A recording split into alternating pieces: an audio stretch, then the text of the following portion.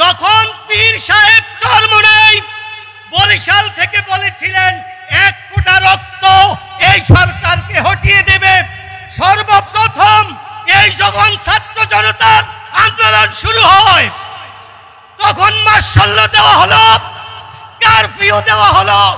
Curfew ভাঙ্গার সাহস এই দেশের 17 কোটি মানুষের 18 কোটি মানুষের কেউই করে নাই। তখন পীর সাহেব চরমোনাই প্রথম কারফিউ ভেঙে শাহবাগে আন্দোলন এগিয়ে নিয়ে গিয়েছিলেন।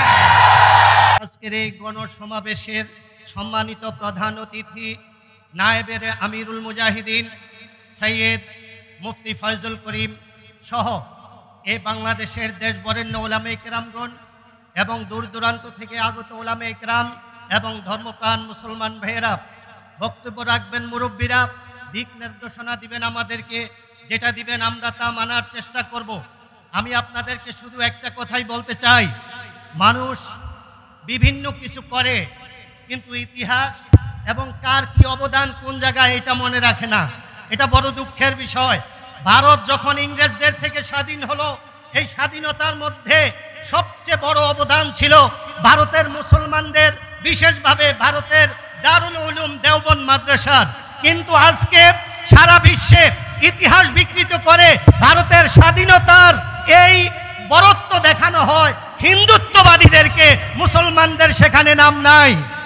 আমি আজকে এই বিশাল সমাবেশে একটা কথা আপনাদেরকে মনে করিয়ে দিতে চাই। আজ থেকে কিছুদিন আগে স্বৈর শাসকের আমলে বরিশাল সিটি নির্বাচনে আজকের যিনি প্রধান অতিথি তিনি নির্বাচনে অংশগ্রহণ করেছিলেন, ওনার উপরে বিভিন্ন প্রকারের আক্রমণ হয়েছিল, তার মধ্যে একটা ছিল শারীরিক নির্যাতন। উনি সেদিন রক্তমাখা শরীর নিয়ে সমস্ত মানুষের সামনে বলেছিলেন, আল্লাহ যদি আমার শরীরে 1 ফোঁটা রক্ত রাখে, এই রক্ত নিয়ে আমি এই সরকারকে এই দেশ থেকে বিতাড়িত করে ছাড়বো ইনশাআল্লাহ। প্রিয় দেশবাসী,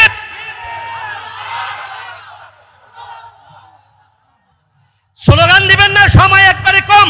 আর একটা কথা আমি আপনাদেরকে বলি, পক্ষান্তরে কি হলো, এই সরকারের বিরুদ্ধে বিভিন্ন প্রকারের আন্দোলন হয়েছে।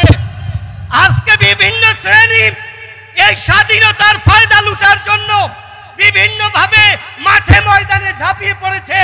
আমরা আপনাদের অবদান 16 বছর দেখছি, আপনারা কিছুই করতে পারেন নাই।